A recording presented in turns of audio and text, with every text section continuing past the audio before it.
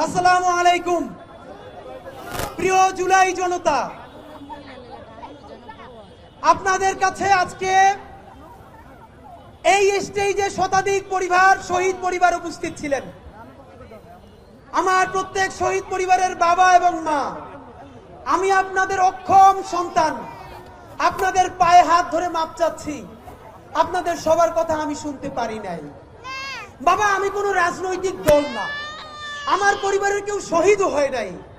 এই ইনকিলাব মঞ্চের পাগল ছেলে মেয়েগুলো খেয়ে না খেয়ে আপনার এই সন্তানের বিচার, এই লাশগুলো যারা জ্বালিয়ে দিয়েছে, সেই বিচারের জন্য আমরা আপনাদেরকে দাওয়াত দিয়েছি। অত্যন্ত করুণা করে, স্নেহ করে আপনারা এসেছেন। আপনাদেরকে কৃতজ্ঞতা জানানোর ভাষা আমার নাই। আল্লাহর কসম ওয়াদা করে বলছি, আপনার যেই সন্তান কবরে গেছে, তাদের আরো যদি 100 ভাই মাটির উপরে থাকে, সেই 100 সন্তান ইনকিলাবের কর্মীরা। ইনকিলাব মঞ্চের অন্তত একটা কর্মীও বেঁচে থাকতে খুনি, ফ্যাসিস্ট, গণহত্যাকারী আওয়ামী লীগের পুনর্বাসন চলবে না। বন্ধুরা আমার, একটা কথা মনে করিয়ে দিতে চাই, এইখানে এমন বোন এসেছেন যার স্বামীকে পিলখানায় খুনি আওয়ামী লীগের তাপসের গাড়িতে তুলে তারপরে আগুন জ্বালিয়ে দেওয়া হয়েছে। শাপলা আহারে পিলখানায় তো নামকাওয়াস্তে একটা কমিশন হয়েছে। শাপলার সবাই গরিব বলে, গ্রাম থেকে এসেছে বলে যেই গণহত্যা শাপলায় হয়েছে, তাদের নামে কি একটা কমিশন করতেও এই সরকারের লজ্জা লাগে? যদি লজ্জা লাগে তাহলে এই গরিব হুজুর তাদের রক্তের মধ্য দিয়ে এই সরকারে আপনার থাকতে লজ্জা লাগে না?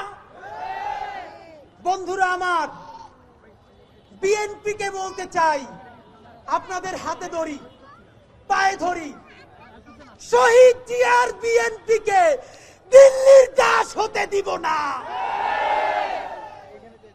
জামাতে ইসলামের ভাইদেরকে মনে করিয়ে দেই, সাইদি সাহেবের রায়ের পরে 2 শতাধিক মানুষকে 2 দিনে পাখির মতো গুলি করে হত্যা করা হয়েছে।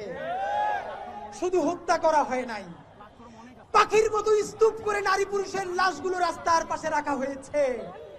ডিজাইন, এলিগেন্স, বিউটি, সেরা পণ্য সবার জন্য জেভিকো। এই গণহত্যাকারী আওয়ামী লীগ, তাদেরকে যারা দেখেছে তারা হলো সেই দিল্লি, ভারত।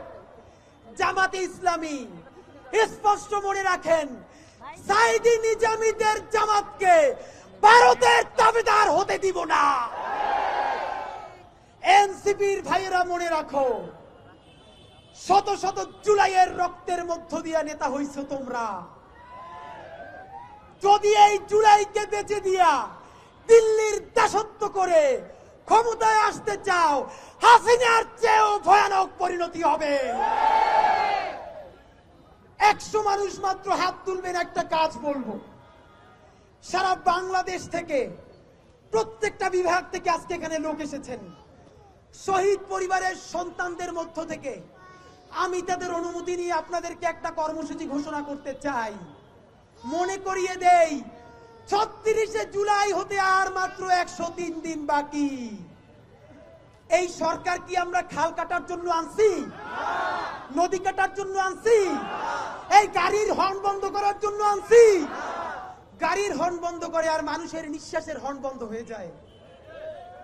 ডক্টর ইউনূস ছাড়া, হাতে গোনা 2-1 উপদেষ্টা ছাড়া এই জুলাইয়ে কোন উপদেষ্টার কি অবদান জানতে চাই? ছাত্র উপদেষ্টা 2 জন আলটিমেটাম দিচ্ছি। এখন যে আলটিমেটাম দিব, এর মধ্যে যদি এই কাজ উদ্ধার না হয়, তোমাদেরকে পদত্যাগ করতে হবে। তোমাদেরকে উপদেষ্টা বানাইছি আমরা, উপদেষ্টা বানাইছি আমার এই মায়েরা, উপদেষ্টা বানাইছি আমার এই বাবারা। বিচার চাওয়ার জন্য রাজশাহী থেকে আসা লাগবে কেন? শহীদ আব্দুল্লাহ বিন জাহিদের নিজে মরে গেছে, সেই শোকে বাপটা মরে গেছে, ছোট ভাইটার ক্যান্সারে আজকে হসপিটাল, আজকে ওর অপারেশন হবে। তার বিচার চাইতে এই মঞ্চে আসতে হইবে কেন?